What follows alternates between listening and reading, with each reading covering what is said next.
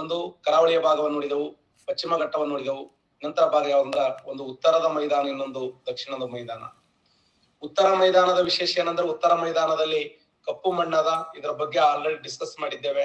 ದಕ್ಷಿಣ ಮೈದಾನದಲ್ಲಿ ಕೆಂಪು ಮಣ್ಣದ. ಈ ಉತ್ತರ ಮೈದಾನ ದಕ್ಷಿಣ ಮೈದಾನಗಳನ್ನು ಇಬ್ಬಾಗ ಮಾಡುವ ನದಿ ಯಾವ್ದಂದ್ರ ತುಂಗಭದ್ರಾ ನದಿ. ತುಂಗಭದ್ರಾ ಅನ್ನುವಂತ ನದಿ ಇದೆಯಲ್ಲ, ಇದು ಉತ್ತರ ಮೈದಾನ ಹಾಗೂ ದಕ್ಷಿಣ ಮೈದಾನಗಳನ್ನ ಇಬ್ಬಾಗ ಮಾಡುವ ನದಿ ಅಂತ ನೋಡ್ತೀವಿ. ಉತ್ತರ ಮೈದಾನ ಹಾಗೂ ದಕ್ಷಿಣ ಮೈದಾನಗಳನ್ನು ಇಬ್ಬಾಗ ಮಾಡುವ ನದಿ ತುಂಗಭದ್ರಾ ನದಿ. ಉತ್ತರ ಮೈದಾನದಲ್ಲಿ ಕಪ್ಪು ಮಣ್ಣಿದೆ, ದಕ್ಷಿಣ ಮೈದಾನದಲ್ಲಿ ಕೆಂಪು ಮಣ್ಣಿದೆ. ದಕ್ಷಿಣ ಮೈದಾನದಲ್ಲಿ ಗ್ರಾನೈಟ್ ಶಿಲೆಗಳನ್ನು ನೋಡ್ತೀವಿ. ಗ್ರಾನೈಟ್ ಶಿಲೆಗಳು. ಮತ್ತೆ ಇನ್ನೊಂದು ನಿಮ್ಗೆ ಹೇಳಿದ್ದೆ ನಾನು, ಈ ಧಾರವಾಡ ಗ್ರಾನೈಟ್ ಶಿಲೆಗಳನ್ನು ಇನ್ನೊಂದು ಹೆಸರನ್ನು ಕರೀತಾರೆ, ಅದಕ್ಕೆ ಧಾರವಾಡದ ಶಿಲೆಗಳು ಅಂತ ಹೇಳಿ. ದಕ್ಷಿಣ ಮೈದಾನದಲ್ಲಿ ಗರಿಷ್ಠ ಪ್ರಮಾಣದ ಧಾರವಾಡ ಶಿಲೆಗಳು ಅಥವಾ ಗ್ರಾನೈಟ್ ಶಿಲೆಗಳನ್ನು ನೋಡ್ತೀವಿ. ದಕ್ಷಿಣ ಮೈದಾನದಲ್ಲಿ ಕೆಂಪು ಮಣ್ಣಿದೆ, ಗ್ರಾನೈಟ್ ಶಿಲೆಗಳದವ, ಧಾರವಾಡ ಶಿಲೆಗಳದವ. ಈ ಮೈದಾನದಲ್ಲಿ ಯಾವ ನದಿ ಹರಿತದಂದ್ರೆ ಕಾವೇರಿ ನದಿ ಸಂಚಯನಗೊಳ್ಳುತ್ತದೆ ನೋಡಿ. ಕಾವೇರಿ ನದಿಯು ಸಂಚಯನಗೊಳ್ಳುತ್ತದೆ. ದಕ್ಷಿಣ ಮೈದಾನವನ್ನ ಕಾವೇರಿ ನದಿಯ ಮೈದಾನ ಅಂತ ಕರಿತೀವಿ. ಗ್ರಾನೈಟ್ ಶಿಲೆಗಳ ಮೈದಾನ, ಧಾರವಾಡದ ಶಿಲೆಗಳು ಕಂಡು ಬರ್ತವೆ, ಕೆಂಪು ಮಣ್ಣು ಕಂಡು ಬರ್ತದೆ. ಈ ಮೈದಾನ ಸುಮಾರು 900ರಿಂದ 975 ಮೀಟರ್ ಎತ್ತರವಾಗಿದೆ. 900ರಿಂದ 975 ಮೀಟರ್ ಎತ್ತರವಾಗಿರುವಂತ ಮೈದಾನ ದಕ್ಷಿಣ ಮೈದಾನ. 900ರಿಂದ 975 ಮೀಟರ್ ಎತ್ತರವಾಗಿರುವಂತ ಮೈದಾನ, ಗ್ರಾನೈಟ್ ಶಿಲೆಗಳ ಮೈದಾನ, ಧಾರವಾಡದ ಶಿಲೆಗಳು ಕಂಡು ಬರ್ತವೆ, ಕಾವೇರಿ ನದಿ ಹರಿಯುವಂತ ಮೈದಾನ. ಈ ಮೈದಾನದ ಈ ಒಂದು ಭಾಗ ಇದೆಯಲ್ಲ, ಈ ಭಾಗದಲ್ಲಿ, ಈ ಭಾಗ ಮತ್ತು ಈ ಭಾಗದಲ್ಲಿ ಬಹುಶಃ ಈ ಮೈದಾನದಲ್ಲಿ ನಂದಿ ಬೆಟ್ಟ ಫೇಮಸ್ ಇದೆ. ನಂದಿ ಬೆಟ್ಟ.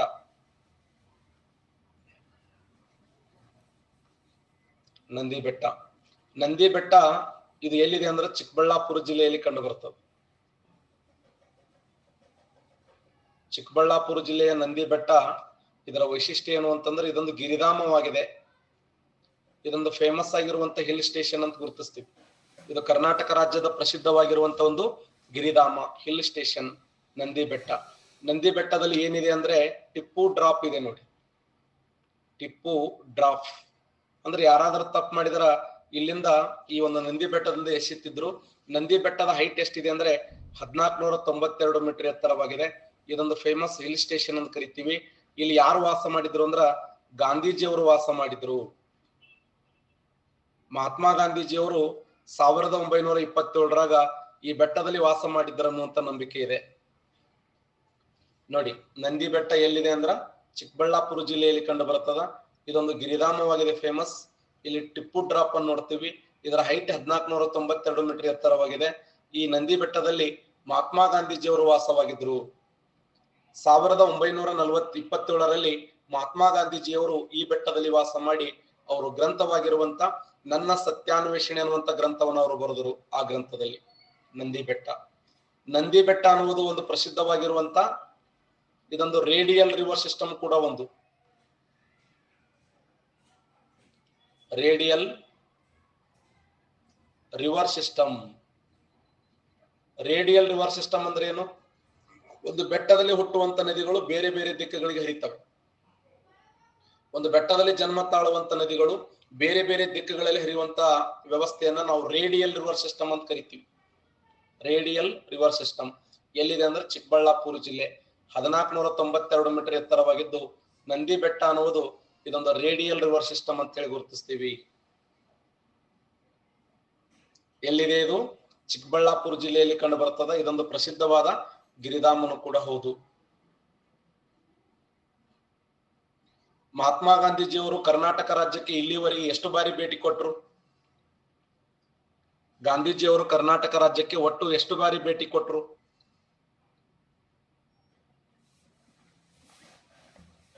Excellent, excellent. ಗಾಂಧೀಜಿಯವರು ಕರ್ನಾಟಕ ರಾಜ್ಯಕ್ಕೆ ಟೋಟಲ್ ಎಷ್ಟು ಬಾರಿ ಭೇಟಿ ಕೊಟ್ರಂದ್ರ 18 ಬಾರಿ ಭೇಟಿ ಕೊಟ್ರು ನೋಡಿ. ಟೋಟಲ್ ಗಾಂಧೀಜಿಯವರು ಕರ್ನಾಟಕ ರಾಜ್ಯಕ್ಕೆ 18 ಬಾರಿ ಭೇಟಿ ಕೊಡ್ತಾರ. ಅವ್ರು ಫಸ್ಟ್ ಬಂದಿದ್ದು ಯಾವಾಗ ಅಂದ್ರೆ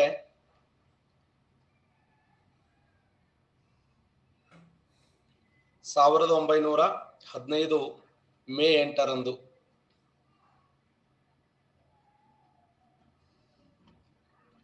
ಮೇ 8ರಂದು ನಾ ಎಲ್ಲಿ ಹೇಳಿನಿ 8 ಅಂತೇಳಿ. 8ನೇ ತಾರೀಕು ಬಂದಿದ್ದದು ದೇವರಾಜ. 1915 ಮೇ 8ನೇ ತಾರೀಕು ಬಂದಿದ್ದು. ಅವ್ರು ಬಂದಿದ್ದು ಟೋಟಲ್ 18 ಬಾರಿ ಬಂದಾರ.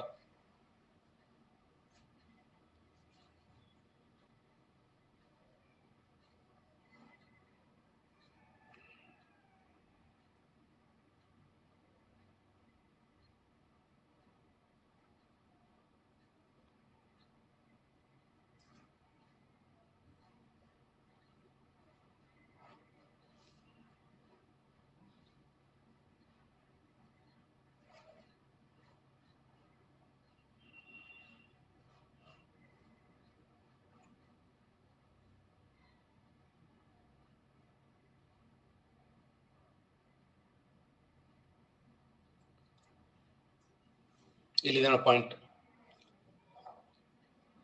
Did you know Mahatma Gandhi visited Karnataka 18 times? Did you know Mahatma Gandhi visited Karnataka 18 times?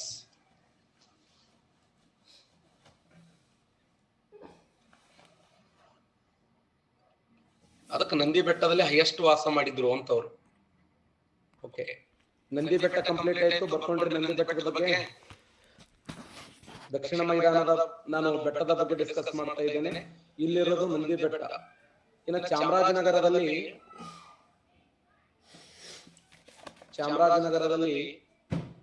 ಪೂರ್ವ ಘಟ್ಟಗಳನ್ನ ನೋಡ್ತೀವಿ. ಚಾಮರಾಜನಗರದ ಪೂರ್ವ ಘಟ್ಟಗಳನ್ನ ಏನು ಕರೀತಾರಂದ್ರ ಬಿಳಿಗಿರಿ ರಂಗನ ಬೆಟ್ಟ,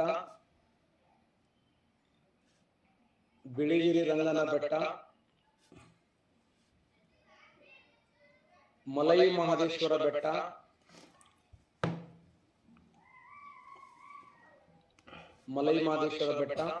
ಬಿಳಿಗಿರಿ ರಂಗನ ಬೆಟ್ಟ, ಮಲೈ ಮಹದೇಶ್ವರ ಬೆಟ್ಟ ಮತ್ತು ಗೋಪಾಲಸ್ವಾಮಿ ಬೆಟ್ಟಗಳು ಅಂತ ಕರೀತಾರೆ ನೋಡಿ. ಗೋಪಾಲಸ್ವಾಮಿ ಬೆಟ್ಟಗಳು, ಬಿಳಿಗಿರಿ ರಂಗನ ಬೆಟ್ಟ, ಮಲೈ ಮಹದೇಶ್ವರ ಬೆಟ್ಟ, ಗೋಪಾಲಸ್ವಾಮಿ ಬೆಟ್ಟ. ಬಿಳಿಗಿರಿ ರಂಗನ ಬೆಟ್ಟ, ಮಲೈ ಮಹದೇಶ್ವರ ಬೆಟ್ಟ, ಗೋಪಾಲಸ್ವಾಮಿ ಬೆಟ್ಟಗಳು ಕರ್ನಾಟಕ ರಾಜ್ಯದ ಯಾವ ಸ್ಥಳದಲ್ಲಿದೆ ಅಂದ್ರ ಚಾಮರಾಜನಗರದಲ್ಲಿ ಕಂಡು ಬರ್ತವೆ. ಈ ಚಾಮರಾಜನಗರದಲ್ಲಿ ಕಂಡು ಬರುವಂತ ಪೂರ್ವ ಘಟ್ಟಗಳು ನೋಡಿ. ಚಾಮರಾಜನಗರದಲ್ಲಿ ಕಂಡು ಬರುವ ಪೂರ್ವ ಘಟ್ಟಗಳನ್ನ ಬಿಳಿಗಿರಿ ರಂಗನ ಬೆಟ್ಟ, ಮಲೈ ಮಹದೇಶ್ವರ ಬೆಟ್ಟ ಮತ್ತೆ ಗೋಪಾಲಸ್ವಾಮಿ ಬೆಟ್ಟಗಳು ಅಂತೇಳಿ ಗುರುತಿಸ್ತೀವಿ. ಬಿಳಿಗಿರಿ ರಂಗನ ಬೆಟ್ಟ, ಮಲೈ ಮಹದೇಶ್ವರ ಬೆಟ್ಟ ಮತ್ತು ಗೋಪಾಲಸ್ವಾಮಿ ಬೆಟ್ಟಗಳು ಚಾಮರಾಜನಗರದಲ್ಲಿ ಕಂಡು ಬರುವ ಪೂರ್ವ ಘಟ್ಟಗಳು.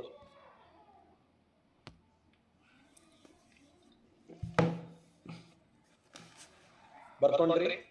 ಪೂರ್ವ ಘಟ್ಟಗಳನ್ನ ಕರ್ನಾಟಕ ರಾಜ್ಯದಲ್ಲಿ ಏನೆಂದು ಕರೆಯುತ್ತಾರ ಅಂತ ಕೇಳ್ತಾನ.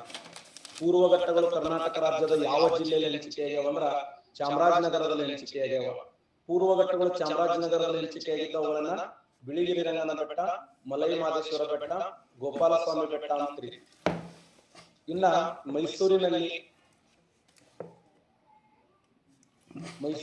ಯಾವ ಹೆಸರನ್ನು ಕರೀತಾರಂದ್ರ ಚಾಮುಂಡಿ ಬೆಟ್ಟ ನೋಡಿ. ಮೈಸೂರಿನ ಚಾಮುಂಡಿ ಬೆಟ್ಟ ಫೇಮಸ್. ಮೈಸೂರಿನಲ್ಲಿ ಚಾಮುಂಡಿ ಬೆಟ್ಟ ಅಂತ ಕರೀತೀವಿ. ಮೈಸೂರಿನ ಚಾಮುಂಡಿ ಬೆಟ್ಟದಲ್ಲಿ ಚಾಮುಂಡೇಶ್ವರ ದೇವಾಲಯ ನಿರ್ಮಾಣ ಮಾಡಿದವರು ಯಾರು? ಮೈಸೂರಿನ ಚಾಮುಂಡಿ ಬೆಟ್ಟದಲ್ಲಿ ಚಾಮುಂಡೇಶ್ವರ ದೇವಾಲಯ ನಿರ್ಮಾಣ ಮಾಡಿದವರು ಯಾರು? Super, Kaveri correct answer. Chamundeshwari ದೇವಾಲಯ ನಿರ್ಮಾಣ ಮಾಡಿದವರು ರಾಜ್ಯ ಒಡೆಯರು ನೋಡಿ. ರಾಜ್ಯ ಒಡೆಯರು.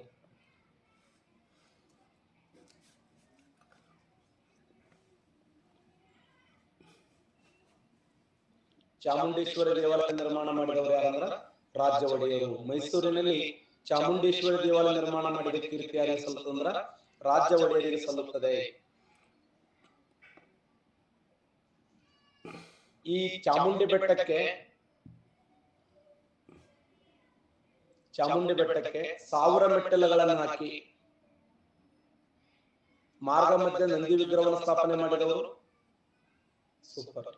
ಚಾಮುಂಡಿ ಬೆಟ್ಟಕ್ಕೆ 1000 ಮೆಟ್ಟಿಲುಗಳನ್ನು ಹಾಕಿ ಮಾರ್ಗ ಮಧ್ಯದಲ್ಲಿ ನಂದಿ ವಿಗ್ರಹವನ್ನು ಸ್ಥಾಪನೆ ಮಾಡಿದವರು ಯಾರಂದ್ರ ದೊಡ್ಡ ದೇವರಾಜ ಒಡೆಯ. ದೊಡ್ಡ ದೇವರಾಜ ಒಡೆಯರು. ದೊಡ್ಡ ದೇವರಾಜ ಒಡೆಯ. ಚಾಮುಂಡಿ ಬೆಟ್ಟಕ್ಕೆ 1000 ಮೆಟ್ಟಿಲುಗಳನ್ನು ಹಾಕಿ ಮಾರ್ಗ ಮಧ್ಯದಲ್ಲಿ ನಂದಿ ವಿಗ್ರಹವನ್ನು ಸ್ಥಾಪನೆ ಮಾಡಿದವರು ಯಾರಂದ್ರ ದೊಡ್ಡ ದೇವರಾಜ ಒಡೆಯ. ಮೈಸೂರಿನಲ್ಲಿ ಚಾಮುಂಡಿ ಬೆಟ್ಟ, ಚಾಮರಾಜನಗರದಲ್ಲಿ ಬಿಳಿಗಿರಿ ರಂಗನ ಬೆಟ್ಟ, ಮಲೆ ಮಹದೇಶ್ವರ ಬೆಟ್ಟ ಮತ್ತು ಗೋಪಾಲಸ್ವಾಮಿ ಬೆಟ್ಟಗಳನ್ನು ನೋಡಿದೆವು. ಇನ್ನ ತುಮಕೂರಲ್ಲಿ ಒಂದು ಬೆಟ್ಟ ಇದೆ.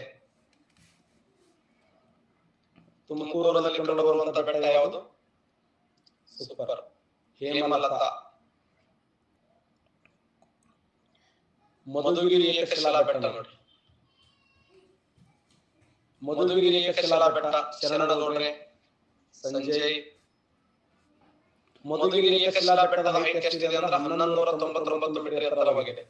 ಇದಕ್ಕಿಂತ ಇತ್ತೀಚೆಗೆ ಇನ್ನೊಂದು ಎತ್ತರವಾಗಿರುವಂತಹ ಬೆಟ್ಟ ಇದೆ. ಯಾವುದು? ಇನ್ನೊಂದು ಇದಕ್ಕಿಂತ ಎತ್ತರವಾಗಿರುವಂತಹ ಬೆಟ್ಟ ಇದೆ. Super, Mahesh correct answer. Mahesh Jadhav. Savandurga ಅನ್ನುವಂತ ಬೆಟ್ಟ ಇದೆ ನೋಡಿ. ಸಾವನದುರ್ಗ ಎಂಬ ಬೆಟ್ಟ. ಹಾಗಾದ್ರೆ ಸಾವನದುರ್ಗ ಬೆಟ್ಟ ಯಾವ ಜಿಲ್ಲೆಯಲ್ಲಿದೆ? ಸಾವನದುರ್ಗ ಎಂಬ ಬೆಟ್ಟ ಯಾವ ಜಿಲ್ಲೆಯಲ್ಲಿದೆ ಅಂದ್ರೆ ರಾಮನಗರದಲ್ಲಿದೆ ನೋಡಿ.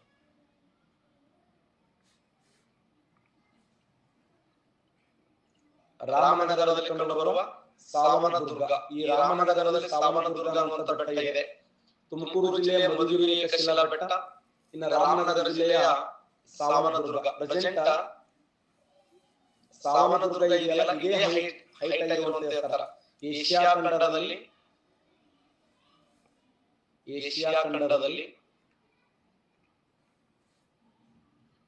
ಅತಿ ಎತ್ತರವಾದ ಏಕಶಿಲಾ ಬೆಟ್ಟ.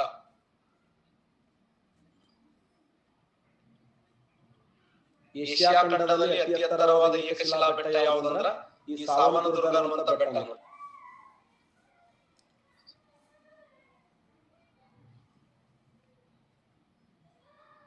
ಸಾವನದುರ್ಗ ಹಾಕ್ರಿ, ಎಕ್ಸಾಮ್ ದಲ್ಲಿ ಇದೆ ಕೇಳ್ತಾನ.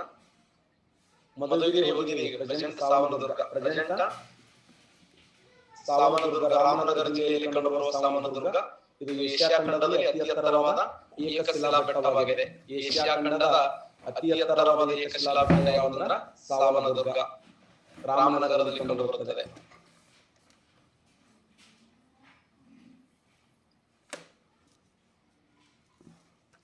ಇದರ ಹೈಟ್ ಎಷ್ಟಿದೆ ಅಂದ್ರೆ 1344 ಮೀಟರ್ ಎತ್ತರವಾಗಿದೆ ನೋಡಿ. 1344 ಮೀಟರ್ ಎತ್ತರವಾಗಿದ್ದು ಏಷ್ಯಾ ಖಂಡದ ಅತಿ ಎತ್ತರವಾದ ಏಕಶಿಲಾ ಬೆಟ್ಟ ರಾಮನಗರ ಜಿಲ್ಲೆಯ ಸಾವನದುರ್ಗ. ಇನ್ನು ಚಿತ್ರದುರ್ಗ ಜಿಲ್ಲೆಯಲ್ಲಿ ಜೋಗಿಮಟ್ಟಿ ಅಂತ ಬರ್ತದೆ. ಚಿತ್ರದುರ್ಗ ಜಿಲ್ಲೆಯ ಜೋಗಿಮಟ್ಟಿ. ಚಿತ್ರದುರ್ಗ ಜಿಲ್ಲೆಯ ಜೋಗಿಮಟ್ಟಿ. ಈ ಚಿತ್ರದುರ್ಗ ಜಿಲ್ಲೆಯ ಜೋಗಿಮಟ್ಟಿಯನ್ನು ಏನಂತ ಕರೀತಾರೆ ಅಂದ್ರೆ ಕರ್ನಾಟಕದ ಊಟಿ ಅಂತ ಕರೀತಾರೆ ನೋಡಿ. ಇದನ್ನ ಕರ್ನಾಟಕದ ಊಟಿ ಅಥವಾ ಕರ್ನಾಟಕದ ಉದಕ ಮಂಡಲ. ಚಿತ್ರದುರ್ಗ ಜಿಲ್ಲೆಯ ಜೋಗಿಮಟ್ಟಿಯನ್ನು ಏನಂತ ಕರೀತಾರೆ ಅಂದ್ರೆ ಕರ್ನಾಟಕದ ಊಟಿ ಅಥವಾ ಕರ್ನಾಟಕದ ಉದಕ ಮಂಡಲ ಎಂದು ಕರೆಯುತ್ತಾರೆ.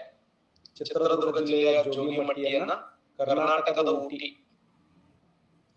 ಉದಕ ಮಂಡಲ. ಹಿಂಗ ನಾವು ಗದಗ ಜಿಲ್ಲೆಯ ಕಪ್ಪತ್ತಗುಡ್ಡವನ್ನು ಉತ್ತರ ಕರ್ನಾಟಕದ ಸಹ್ಯಾದ್ರಿ ಅಂತ ಕರೀತೀವಲ್ಲ, ಆತರ ಈ ಚಿತ್ರದುರ್ಗ ಜಿಲ್ಲೆಯ ಜೋಗಿಮಟ್ಟಿಯನ್ನು ಕರ್ನಾಟಕದ ಊಟಿ ಅಂತ ಕರೀತಾರೆ.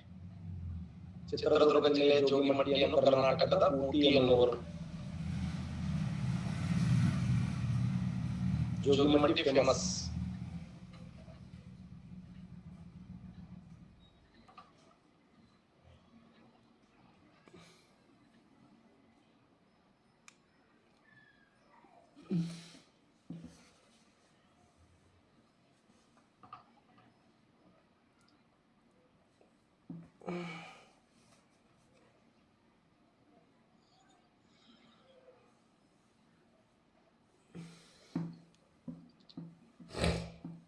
ಇಲ್ಲಿಗೆ 2ನೇ ಚಾಪ್ಟರ್ ಕಂಪ್ಲೀಟ್ ಆಯ್ತು ನೋಡಿ ಸ್ನೇಹಿತರೆ.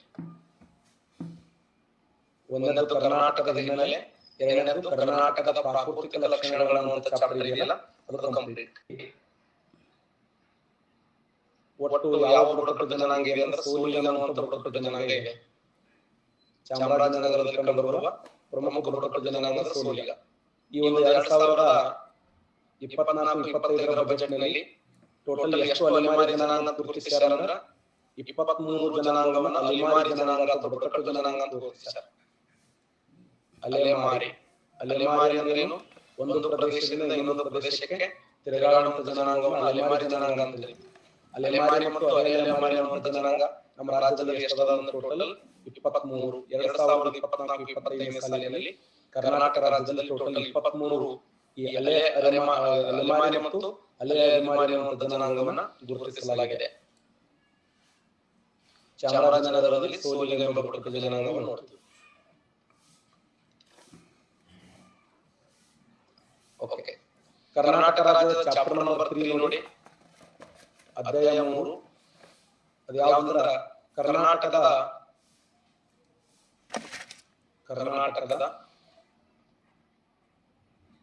ವಾಯುಗುಣ. ಕರ್ನಾಟಕದ ವಾಯುಗುಣ ಮತ್ತು ಹವಾಮಾನ. ಕರ್ನಾಟಕದ ವಾಯುಗುಣ ಮತ್ತು ಹವಾಮಾನ. ಹವಾಮಾನ ಮತ್ತು ವಾಯುಗುಣ ಎರಡು ಒಂದೇ ಅನಿಸ್ತದ, ಅದರ ಭಿನ್ನವಾದಂತ ವ್ಯತ್ಯಾಸವನ್ನು ಹೊಂದಿದೆ. ಹವಾಮಾನ ಮತ್ತು ವಾಯುಗುಣ ಅದಲ್ಲ, ಎರಡು ಒಂದೇ ಅನಿಸ್ತದ, ಬಟ್ ಭಿನ್ನವಾಗಿರುವಂತಹ ವ್ಯತ್ಯಾಸವನ್ನು ನೋಡ್ತೀವಿ. ನಮ್ಮ ಕರ್ನಾಟಕ ರಾಜ್ಯ ಎಂತ ವಾಯುಗುಣವನ್ನು ಹೊಂದಿದೆ ಅಂದ್ರೆ ಉಷ್ಣವಲಯದ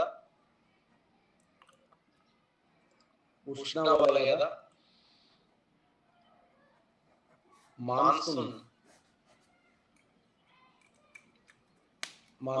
ವಾಯುಗುಣವನ್ನು ಹೊಂದಿದೆ ನೋಡಿ. ಇಂಪಾರ್ಟೆಂಟ್.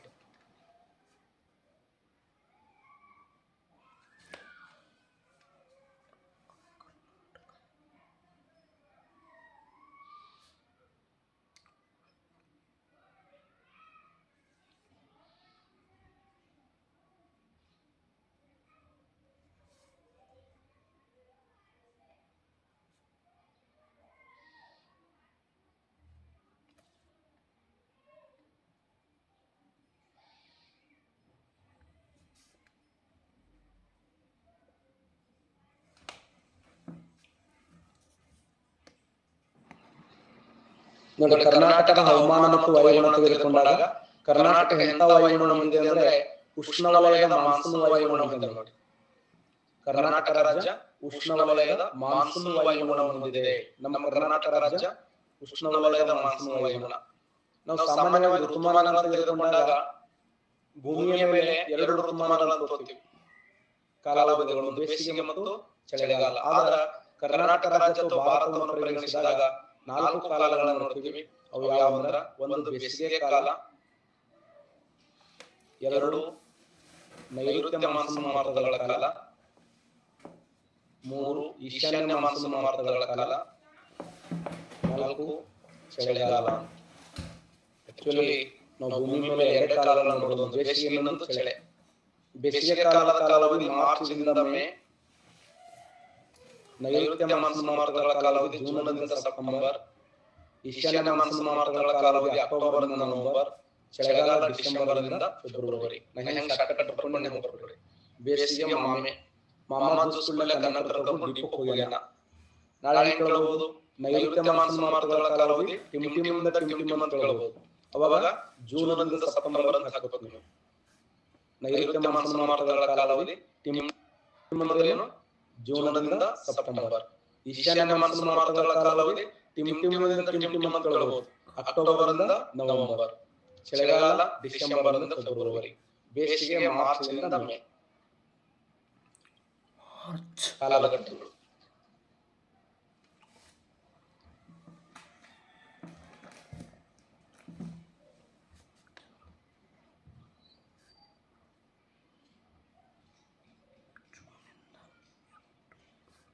ಅಂದ್ರೆ ಕಾಲಘಟ್ಟಗಳ ಕಾಲಾವಧಿ ಇದು.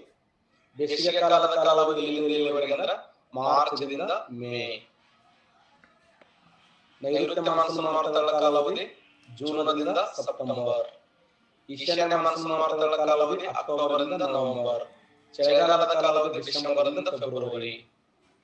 ಮಾರ್ಚ್ ಮೊದಲ ವಾರದಲ್ಲಿ ಆರಂಭಗೊಂಡು ಬೇಸಿಗೆ ಮೇ ಕೊನೆಯ ವಾರದಲ್ಲಿ ಎಂಡ್ ಆಗ್ತದೆ. ಮಾರ್ಚ್ದಿಂದ ಮೇ, ಜೂನ್ನಿಂದ ಸೆಪ್ಟೆಂಬರ್, ಅಕ್ಟೋಬರ್ ಇಂದ ನವೆಂಬರ್, ಡಿಸೆಂಬರ್ ಇಂದ ಫೆಬ್ರವರಿ.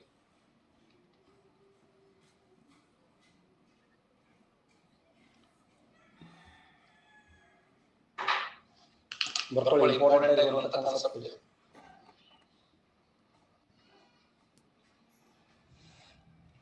ಬೇಸಿಗೆ ಕಾಲ ಎಲ್ಲಿವರೆಗೆ ಅಂದ್ರೆ ಮಾರ್ಚ್ ಇಂದ ಮೇ. ನೈಋತ್ಯ ಮಾನ್ಸೂನ್ ಮಾರುತಗಳ ಕಾಲಾವಧಿ ಜೂನ್ ಇಂದ ಸೆಪ್ಟೆಂಬರ್.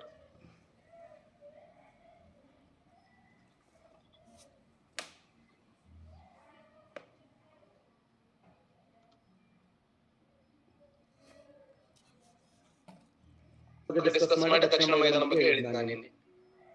ಹಿಂದಿನ ಕ್ಲಾಸ್ ಡಿಸ್ಕಸ್ ಮಾಡಿ ಉತ್ತರ ಮೈದಾನದಲ್ಲಿ ಮಲಗಿರು ಬುದ್ಧನ ಬೆಟ್ಟಗಳು, ಅಂಜನಾದ್ರಿ ಬೆಟ್ಟಗಳು, ಗದಗ ಜಿಲ್ಲೆಯ ಕಪ್ಪತ್ತ ಗುಡ್ಡ, ಉತ್ತರ ಮೈದಾನದಲ್ಲಿ ಕಂಡುಬರುವ ಜಲಪಾತಗಳು ಹೇಳಿನೋ ಇಲ್ಲ ಅದರ ಬಗ್ಗೆ?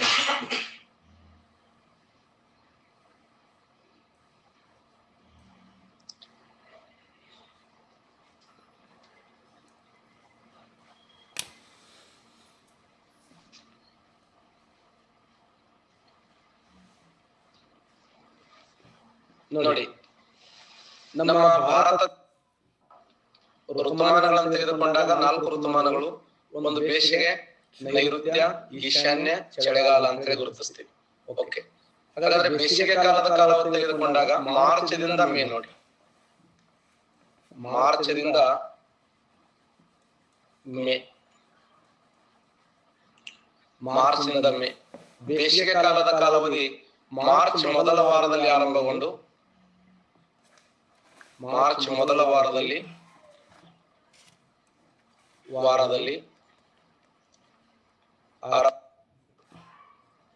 ಮೇ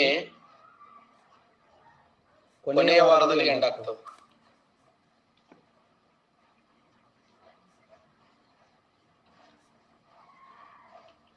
ಮಾರ್ಚ್ ಮೊದಲ ವಾರದಲ್ಲಿ ಆರಂಭಗೊಳ್ಳುತ್ತದೆ, ಮೇ ಕೊನೆಯ ವಾರದಲ್ಲಿ ಎಂಡ್ ಆಗ್ತದೆ.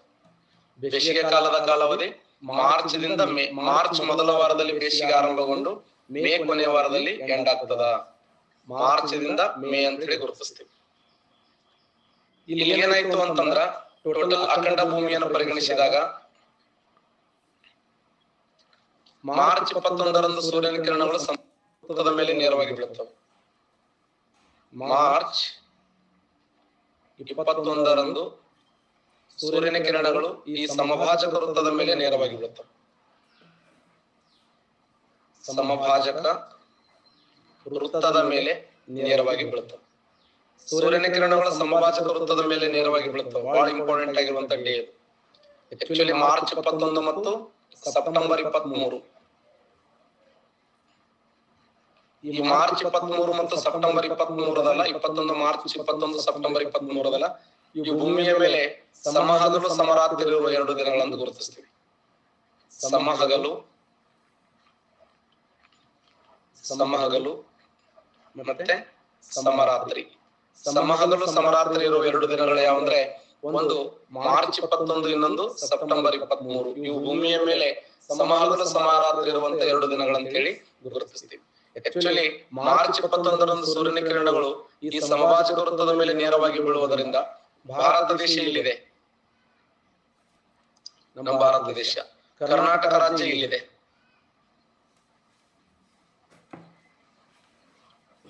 ಭಾರತ ದೇಶದ ಒಂದು ಭಾಗ ಕರ್ನಾಟಕ. ಮಾರ್ಚ್ 21ರಂದು ಸೂರ್ಯನ ಕಿರಣ ಸಮಭಾಜಕ ವೃತ್ತದ ಮೇಲೆ ನೇರವಾಗಿ ಬೀಳುವುದರಿಂದ ದಕ್ಷಿಣ ಭಾರತದಿಂದ ಉತ್ತರ ಭಾರತಕ್ಕೆ ಹೋದಂಗ ಉಷ್ಣಾಂಶ ಪ್ರಮಾಣ ಏನಾಗ್ತದಂದ್ರ ಜಾಸ್ತಿ ಆಗ್ತದೆ. ದಕ್ಷಿಣ ಭಾರತದಿಂದ ಉತ್ತರ ಭಾರತಕ್ಕೆ ಹೋದಂಗ ಮೇಲಿನ ಪ್ರಮಾಣದಲ್ಲಿ ಉಷ್ಣಾಂಶ ಏನಾಗ್ತದ ಜಾಸ್ತಿ ಆಗ್ತದೆ. ಉಷ್ಣಾಂಶ ಜಾಸ್ತಿ ಆಗುವುದರಿಂದ 2 ಸ್ಥಳಗಳು, ಒಂದು ರಾಜಸ್ಥಾನದ ಗಂಗಾನಗರ ಅನ್ನುವಂತ ಸ್ಥಳ. ರಾಜಸ್ಥಾನದ ಗಂಗಾನಗರ ಅನ್ನುವಂತ ಸ್ಥಳದಲ್ಲಿ 52 ಡಿಗ್ರಿ ಸೆಲ್ಸಿಯಸ್ ಇದು ಗರಿಷ್ಠ ಉಷ್ಣಾಂಶ ದಾಖಲಾದ ಸ್ಥಳ. ಇದು ರಾಜಸ್ಥಾನದ ಗಂಗಾನಗರ ಇದೆಯಲ್ಲ, ಅತ್ಯಂತ ಉಷ್ಣಾಂಶ ದಾಖಲಾಗಿರುವ ಸ್ಥಳ. ಇನ್ನು ಎರಡನೇದ್ದು ಕರ್ನಾಟಕದ ರಾಯಚೂರು. 45.6 ಡಿಗ್ರಿ ಸೆಲ್ಸಿಯಸ್ ಉಷ್ಣಾಂಶ ದಾಖಲಾಗಿದೆ. ನಮ್ಮ ರಾಜ್ಯದಲ್ಲಿ ಗರಿಷ್ಠ ಉಷ್ಣಾಂಶ ದಾಖಲಾಗಿದ್ದು ರಾಯಚೂರು. ದೇಶದಲ್ಲಿ ಗಂಗಾನಗರ ಅದರ, ರಾಜ್ಯದಲ್ಲಿ ರಾಯಚೂರು. ಭೂಮಿಯ ಮೇಲೆ ಆಫ್ರಿಕಾ ಖಂಡದ ಲಿಬಿಯಾ ದೇಶದ ಅಲ್ ಅಜೇಜಿಯಾ. ಭೂಮಿಯ ಮೇಲೆ ಗರಿಷ್ಠ ಉಷ್ಣಾಂಶ ದಾಖಲಾಗಿರುವ ಸ್ಥಳ ಇದು ಎಷ್ಟಂದ್ರೆ 58 ಡಿಗ್ರಿ ಸೆಲ್ಸಿಯಸ್. ನೋಡಿ, ಭಾರತ ದೇಶದಲ್ಲಿ ಅತಿ ಹೆಚ್ಚು ಉಷ್ಣಾಂಶ ದಾಖಲಾಗಿದ್ದು ರಾಜಸ್ಥಾನದ ಗಂಗಾನಗರ್. ಕರ್ನಾಟಕದಲ್ಲಿ ಗರಿಷ್ಠ ಉಷ್ಣಾಂಶ ದಾಖಲಾಗಿದ್ದು ರಾಯಚೂರು. ಭೂಮಿಯ ಮೇಲೆ ಆಫ್ರಿಕಾ ಖಂಡದ ಲಿಬಿಯಾ ದೇಶದ ಅಲ್ ಅಜೇಜಿಯಾ. ಭೂಮಿಯ ಮೇಲೆ ಆಫ್ರಿಕಾ ಖಂಡದ ಲಿಬಿಯಾ ದೇಶದ ಅಲ್ ಅಜೇಜಿಯಾ ಅನ್ನುವಂತ ಸ್ಥಳ ಅತಿ ಹೆಚ್ಚು ಉಷ್ಣಾಂಶ ದಾಖಲಾಗ್ಯದ. ಕರ್ನಾಟಕ ರಾಜ್ಯದ ರಾಯಚೂರಿನಲ್ಲಿ ಗರಿಷ್ಠ ಉಷ್ಣಾಂಶ ದಾಖಲಾಗ್ಯದ. ರಾಜಸ್ಥಾನದ ಗಂಗಾನಗರದಲ್ಲಿ. ಇದು ದೇಶ, ಇದು ನಮ್ಮ ರಾಜ್ಯ, ಇದು ನಮ್ಮ ದೇಶ, ಇದು ಪ್ರಪಂಚ. ನಾಳೆ ಹೆಂಗೂ ಬೇಕಾದ ಕ್ವಶನ್ ಕೇಳಬಹುದು. ಪ್ರಪಂಚದಲ್ಲಿ ಗರಿಷ್ಠ ಉಷ್ಣಾಂಶ ದಾಖಲಾಗಿರುವ ಸ್ಥಳ ಯಾವ್ದಂತ ಕೇಳಬಹುದು. ಪ್ರಪಂಚದಲ್ಲಿ ಗರಿಷ್ಠ ಉಷ್ಣಾಂಶ ದಾಖಲಾದ ಸ್ಥಳ ಆಫ್ರಿಕಾ ಖಂಡದ ಲಿಬಿಯಾ ದೇಶದ ಅಲ್ ಅಜೇಜಿಯಾ. ಭಾರತದಲ್ಲಿ ಗರಿಷ್ಠ ಉಷ್ಣಾಂಶ ದಾಖಲಾಗಿರುವ ಸ್ಥಳ ಯಾವ್ದಂತ ಕೇಳಬಹುದು. ರಾಜಸ್ಥಾನದ ಗಂಗಾನಗರ್. ಕರ್ನಾಟಕದಲ್ಲಿ ಗರಿಷ್ಠ ಉಷ್ಣಾಂಶ ದಾಖಲಾದ ಸ್ಥಳ ಯಾವ್ದಂತ ಕೇಳಬಹುದು. ರಾಯಚೂರು. ಕರ್ನಾಟಕದಲ್ಲಿ ರಾಯಚೂರು 45.6 ಡಿಗ್ರಿ ಸೆಲ್ಸಿಯಸ್. ಈ ತರ ಎಕ್ಸಾಮ್ ಕ್ವಶನ್ ಕೇಳುವ ಸಾಧ್ಯತೆ ಐತಿ. ಇನ್ನೊಂದ್ಸರಿ ಹೇಳ್ತೇನೆ ನೋಡಿ. ಬೇಸಿಗೆ ಕಾಲದ ಬಗ್ಗೆ ನಾನು ಮಾತಾಡ್ತಾ ಇದ್ದೇನೆ. ಬೇಸಿಗೆ ಹೆಂಗ್ ಪ್ರಾರಂಭ ಆಗ್ತದ ಅಂದ್ರ ಮಾರ್ಚ್ ಮೊದಲ ವಾರದಲ್ಲಿ ಬೇಸಿಗೆ ಆರಂಭಗೊಳ್ತದ. ಮೇ ಕೊನೆಯ ವಾರದಲ್ಲಿ ಬೇಸಿಗೆ ಎಂಡ್ ಆಗ್ತದ. ಆಕ್ಚುಲಿ ಮಾರ್ಚ್ ಮೊದಲ ವಾರ ಎಂಡ್ ಆಗಿ ಮಾರ್ಚ್ ಕೊನೆಯ ವಾರದಲ್ಲಿ ಇದೀವಿ ನಾವು. ರಿಯಲ್ ಬೇಸಿಗೆ ಸ್ಟಾರ್ಟ್ ಆಗದೆ ಏಪ್ರಿಲ್ ಸ್ಟಾರ್ಟ್ ಆಗ್ತದ. ಮಾರ್ಚ್ ಆಗಿದ್ಮೇಲೆ ಏಪ್ರಿಲ್ ಮತ್ತು ಮೇದಾಗ ಹೆಂಗಿರ್ತದ ಬ್ಯಾಸಿಗೆ ಅಂದ್ರ ಅದೇನು ಹೇಳಂಗಿಲ್ಲ, ಅಷ್ಟು ಬ್ಯಾಸಿಗೆ ಇರ್ತದ. ಏಪ್ರಿಲ್ ಮತ್ತು ಮೇ ಅತ್ಯಂತ ಹೆಚ್ಚು ತಾಪಮಾನಕ್ಕ ಒಳಗಾಗಿರ್ತದ. ಕುಡಿಯಕ ನೀರ್ ಇರಂಗಿಲ್ಲ. ಹೊರಗಡೆ ಬಂದ್ರೆ ದಗಿ ಸ್ಟಾರ್ಟ್ ಆಗ್ತದ. ಅಂತ ದಗಿಯ ಮಧ್ಯದಲ್ಲಿ ರಾಯಚೂರು ಭಾಗ, ಬಿಜಾಪುರ, ಕಲಬುರಗಿ, ಯಾದಗಿರಿಯಲ್ಲಿ ಮಧ್ಯಾಹ್ನದ ಚಹಾ ಕುಡಿತದ ಮಂದಿ. ಯಾಕಂದ್ರ heat plus heat is equal to ತಂಪು ಅನ್ನುವಂತ ಉದ್ದೇಶವನ್ನು ಈ ಭಾಗದ ಜನ ಹೊಂದ್ಯಾರ.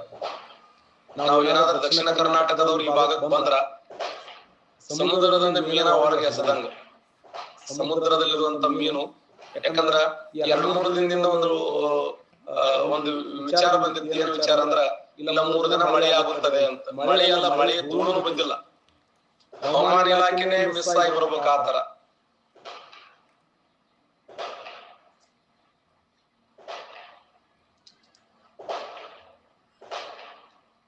Very good. ಡೈಲಿ ನಾ 4 ಟೈಮ್ ಕುಡಿತೀನಿ ಅಂತ. ಬ್ಯಾಸಿಗೆ ಇನ್ನ 4 ಟೈಮ್ ಜಾಸ್ತಿ ಆಗಲಿ ನೋಡ್ರಿ, ಅದ್ರ ಜಸ್ಟ್ ಶಕ್ತಿ ಬರ್ತದ.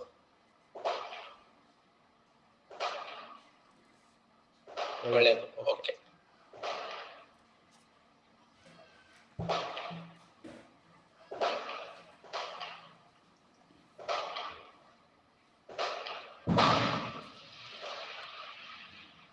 ದಕ್ಷಿಣ ಭಾರತದಿಂದ ಉತ್ತರ ಭಾರತಕ್ಕೆ ಹೋದಂತೆ ಉಷ್ಣಾಂಶ ಪ್ರಮಾಣ ಹೆಚ್ಚಳವಾಗುತ್ತಾ ಹೋಗುತ್ತದೆ.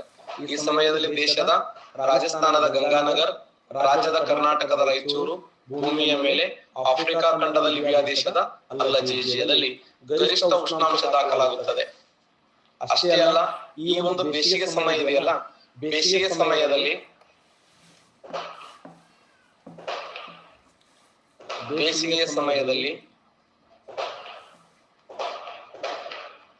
ಎಂತ ಮಾರುತಗಳು ಬೀಸ್ತಾವ ಅಂದ್ರ ಸ್ಥಳೀಯ ಮಾರುತಗಳು ಬೀಸ್ತಾವ ನೋಡ್ರಿ. ಸ್ಥಳೀಯ ಮಾರುತಗಳು ಬೀಸುತ್ತವೆ. ಬೇಸಿಗೆ ದಿನಮಾನಗಳಲ್ಲಿ ಸ್ಥಳೀಯ ಮಾರುತಗಳು ಬೀಸ್ತಾವ. ಈ ಸ್ಥಳೀಯ ಮಾರುತಗಳನ್ನ ರಾಜಸ್ಥಾನದಲ್ಲಿ ಲೂ ಅಂತ ಕರೀತಾರೆ. ಸ್ಥಳೀಯ ಮಾರುತಗಳನ್ನ ರಾಜಸ್ಥಾನದಲ್ಲಿ ಲೂ. ಮತ್ತೆ ಪಂಜಾಬದಲ್ಲಿ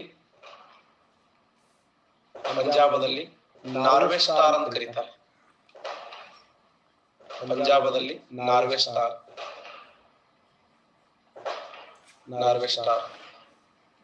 ಉತ್ತರ ಪ್ರದೇಶದಲ್ಲಿ ಆಂಡಿಸ್. ಪಶ್ಚಿಮ ಬಂಗಾಳದಲ್ಲಿ ಕಾಲ ಬೈಸಾಖಿ. ಸ್ಥಳೀಯ ಮಾರುತಗಳನ್ನ ರಾಜಸ್ಥಾನದಲ್ಲಿ ಲೂ ಅಂತ ಕರೀತಾರ, ಪಂಜಾಬದಲ್ಲಿ ನಾರ್ವೆ ಸ್ಟಾರ್ ಅಂತ ಕರೀತಾರ, ಉತ್ತರ ಪ್ರದೇಶದಲ್ಲಿ ಆಂಡಿಸ್ ಅಂತ ಕರೀತಾರ, ಪಶ್ಚಿಮ ಬಂಗಾಳದಲ್ಲಿ ಕಾಲ ಬೈಸಾಖಿ ಅಂತ ಕರೀತಾರೆ. ರಾಜಸ್ಥಾನದಲ್ಲಿಯೂ, ಪಂಜಾಬದಲ್ಲಿ ನಾರ್ವೆಸ್ಟಾರ್, ಉತ್ತರ ಪ್ರದೇಶದಲ್ಲಿ ಆಂಡಿಸ್, ಪಶ್ಚಿಮ ಬಂಗಾಳದಲ್ಲಿ ಕಾಲಬೈಸಾಖಿ. ಸ್ಥಳೀಯ ಮಾರುತಗಳನ್ನ ಬೇರೆ ಬೇರೆ ಹೆಸರುಗಳಿಂದ ಕರೀತಾರೆ. ಓಕೆ, ಈ ಸ್ಥಳೀಯ ಮಾರುತಗಳದವಲ್ಲ ಇವುಗಳನ್ನ, ಇವು ಹೊತ್ತು ತರುವ ಮಳೆ ಇದೆಯಲ್ಲ, ಸ್ಥಳೀಯ ಮಾರುತಗಳು ಹೊತ್ತು ತರುವಂತ ಮಳೆಯನ್ನ ಸ್ಥಳೀಯ ಮಾರುತಗಳು ಹೊತ್ತು ತರುವ ಮಳೆಯನ್ನು ಏನಂತ ಕರೀತಾರೆ ಅಂದ್ರೆ ಪರಿಸರಣ ಮಳೆ ಅಂತ ಕರೀತಾರೆ. Very important. ಕನ್ವರ್ಜೆನ್ಷನ್ ರೈನ್ಫಾಲ್ ಅಂತ ಕರೀತಾರೆ. ಕನ್ವರ್ಜೆನ್ಷನ್ ರೈನ್ಫಾಲ್ ಅಂದ್ರೂ ಒಂದೇ, ಪರಿಸರಣ ಮಳೆ ಅಂದ್ರೂ ಒಂದೇ. ಪರಿಸರಣ ಮಳೆ, ಸ್ಥಳೀಯ ಮಾರುತಗಳು ಹೊತ್ತು ತರುವಂತ ಮಳೆಯನ್ನ ಪರಿಸರಣ ಮಳೆ ಎಂದು ಕರೆಯುತ್ತಾರೆ. ಈ ಮಳೆಯನ್ನ ಕರ್ನಾಟಕ ರಾಜ್ಯದಲ್ಲಿ ಕಾಫಿಯ ಮಳೆ ಅಂತ ಕರೀತಾರೆ. ಕರ್ನಾಟಕ ರಾಜ್ಯದಲ್ಲಿ, ಅಥವಾ ಇದನ್ನ ಚೆರ್ರಿ ಬ್ಲಾಸಮ್ ಅಂತಾನೂ ಕರೀತಾರೆ. ನೋಡಿ, ಕರ್ನಾಟಕ ರಾಜ್ಯದಲ್ಲಿ ಕಾಫಿಯ ಮಳೆ ಅಥವಾ ಚೆರ್ರಿ ಬ್ಲಾಸಮ್. ಕೇರಳ ರಾಜ್ಯದಲ್ಲಿ ಮಾವಿನ ಮಳೆ, ಮಾವಿನ ಹೊಯ್ಲು. ಕೇರಳ ರಾಜ್ಯದಲ್ಲಿ ಮಾವಿನ ಹೊಯ್ಲು. ಇನ್ನು ಅಸ್ಸಾಮದಲ್ಲಿ ಚಹಾದ ಮಳೆ ಅಂತ ಕರೀತಾರೆ. ಅಸ್ಸಾಂ ರಾಜ್ಯದಲ್ಲಿ ಚಹಾದ ಮಳೆ, ಕೇರಳದಲ್ಲಿ ಮಾವಿನ ಮಳೆ, ಕರ್ನಾಟಕದಲ್ಲಿ ಕಾಫಿಯ ಮಳೆ ಅಂತ ಹೇಳಿ ಕರೀತಾರೆ. ಕರ್ನಾಟಕ ರಾಜ್ಯದಲ್ಲಿ ಸ್ಥಳೀಯ ಮಾರುತಗಳು ಹೊತ್ತು ತರುವ ಮಳೆಯನ್ನ ಕಾಫಿಯ ಮಳೆ ಅಥವಾ ಚೆರ್ರಿ ಬ್ಲಾಸಮ್, ಕೇರಳದಲ್ಲಿ ಮಾವಿನ ಹೊಯ್ಲು, ಅಸ್ಸಾಮದಲ್ಲಿ ಚಹಾದ ಮಳೆ ಅಂತ ಕರೀತಾರ. ಈ ಸಮಯದಲ್ಲಿ ಕರ್ನಾಟಕ ಎಷ್ಟು ಪರ್ಸೆಂಟ್ ಮಳೆ ಪಡಿತದಂದ್ರ 7% ಮಳೆ ಪಡೆದ್ರ ದೇಶ 10% ಮಳೆ ಪಡಿತದ. ದೇಶ 10% ಮಳೆ ಪಡೆದ್ರ ಕರ್ನಾಟಕ ರಾಜ್ಯ 7% ಮಳೆ ಪಡಿತದ. ಕರ್ನಾಟಕ 7, ದೇಶ 10. ನೆನಪಿಡಿ, ಈ ಸಮಯದಲ್ಲಿ ಕರ್ನಾಟಕ ಎಷ್ಟು 7% ಮಳೆ ಪಡೆದರೆ ದೇಶ 10% ಮಳೆ ಪಡೆಯುತ್ತದೆ ಬೇಸಿಗೆ ದಿನಮಾನಗಳಲ್ಲಿ.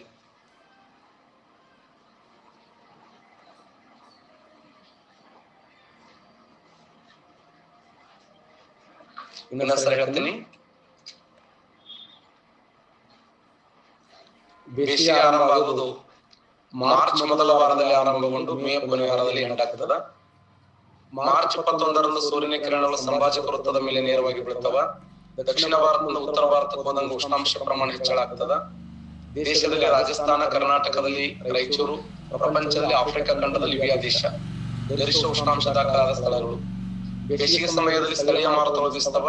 ಆ ಸ್ಥಳೀಯ ಮಾರುತವನ್ನು ರಾಜಸ್ಥಾನದಲ್ಲಿ ಲೂ ಎನ್ನುವರು, ಪಂಜಾಬದಲ್ಲಿ ನಾರ್ವೆಸ್ಟಾರ್ ಎನ್ನುವರು, ಉತ್ತರ ಪ್ರದೇಶದಲ್ಲಿ ಆಂಡಿಸ್ ಎನ್ನುವರು, ಪಶ್ಚಿಮ ಬಂಗಾಳದಲ್ಲಿ ಕಾಲಬೈಸಾಖಿ ಎನ್ನುವರು. ಸ್ಥಳೀಯ ಮಾರುತಗಳು ಹೊತ್ತು ತರುವ ಮಳೆಯನ್ನ ಪರಿಸರಣ ಮಳೆ ಅಂತ ಕರೀತಾರ. ಈ ಮಳೆಯನ್ನ ಕರ್ನಾಟಕದಲ್ಲಿ ಕಾಫಿಯ ಮಳೆ, ಕೇರಳದಲ್ಲಿ ಮಾವಿನ ಮಳೆ, ಅಸ್ಸಾಮದಲ್ಲಿ ಚಹಾದ ಮಳೆ ಅಂತ ಹೇಳಿ ಕರೀತಾರ. ಈ ಸಮಯದಲ್ಲಿ ಭಾರತ 10% ಮಳೆ ಪಡೆದರ ಕರ್ನಾಟಕ ರಾಜ್ಯ 7% ಮಳೆ ಪಡೆಯುತ್ತದೆ.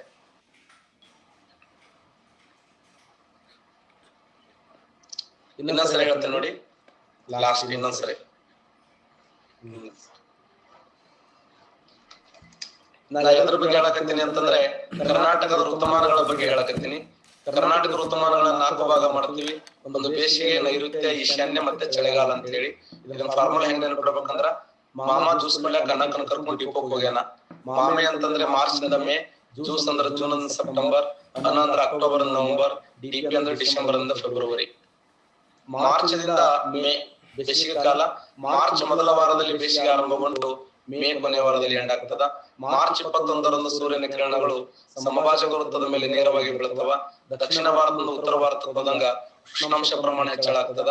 ರಾಜಸ್ಥಾನದ ಗಂಗಾನಗರ್ 52°C ಉಷ್ಣಾಂಶ ದಾಖಲಾಗುವುದರ ಮೂಲಕ ಇದು ದೇಶದಲ್ಲಿ ಅತಿ ಹೆಚ್ಚು ಉಷ್ಣಾಂಶ ದಾಖಲಾದ ಸ್ಥಳವಾಗಿದೆ. ಕರ್ನಾಟಕದ ರಾಯಚೂರದಲ್ಲಿ 45.6°C ಉಷ್ಣಾಂಶ ದಾಖಲಾಗುವುದರ ಮೂಲಕ ರಾಜ್ಯದಲ್ಲಿ ಅತಿ ಹೆಚ್ಚು ಉಷ್ಣಾಂಶ ದಾಖಲಾಗಿದೆ. ಅದೇ ತರ ಆಫ್ರಿಕಾ ಖಂಡದಲ್ಲಿ ವಿಯಾ ದೇಶದ ಅಲ್ಜೀರಿಯಾದಲ್ಲಿ 58° ಉಷ್ಣಾಂಶ ದಾಖಲಾಗುವುದರ ಮೂಲಕ ಪ್ರಪಂಚದಲ್ಲಿ ಅತಿ ಹೆಚ್ಚು ಉಷ್ಣಾಂಶ ದಾಖಲಾಗಿದೆ. ಬೇಸಿಗೆ ದಿನಮಾನಗಳಲ್ಲಿ ಸ್ಥಳೀಯ ಮಾರುತಗಳು ಬೀಸ್ತವ, ಲೋಕಲ್ ವಿಂಡ್ಸ್. ಅವುಗಳನ್ನ ರಾಜಸ್ಥಾನದಲ್ಲಿ ಲೂ ಎನ್ನುವರು, ಪಂಜಾಬದಲ್ಲಿ ನಾರ್ವೆಸ್ಟಾರ್ ಎನ್ನುವರು, ಉತ್ತರ ಪ್ರದೇಶದಲ್ಲಿ ಆಂಡಿಸ್ ಎನ್ನುವರು, ಪಶ್ಚಿಮ ಬಂಗಾಳದಲ್ಲಿ ಕಾಲಬೈಸಾಖಿ ಎನ್ನುವರು. ಈ ಸ್ಥಳೀಯ ಮಾರುತಗಳನ್ನ ಮಧ್ಯಾಹ್ನದ ಮಳೆ, 4ರ ಮಳೆ, ಚಹಾದ ಮಳೆ ಅಂತ ಕರಿತೀವಿ. ಕರ್ನಾಟಕದಲ್ಲಿ ಕಾಫಿಯ ಮಳೆ ಅಥವಾ ಚೆರ್ರಿ ಅನ್ನುವಂತ ಒಂದು ಹಣ್ಣು ಬೆಳಿತಾರ, ಅದಕ್ಕೆ ಚೆರ್ರಿ ಬ್ಲಾಸಮ್ ಅಂತ ಕರೆದ್ರು. ಕೇರಳದಲ್ಲಿ ಮಾವಿನ ಮಳೆ, ಅಸ್ಸಾಮದಲ್ಲಿ ಚಾದ ಮಳೆ ಎನ್ನುವರು. ಈ ಸಮಯದಲ್ಲಿ ಭಾರತ 10% ಮಳೆ ಪಡೆದರ ಕರ್ನಾಟಕ ರಾಜ್ಯ 7% ಮಳೆ ಪಡೆಯುತ್ತದೆ.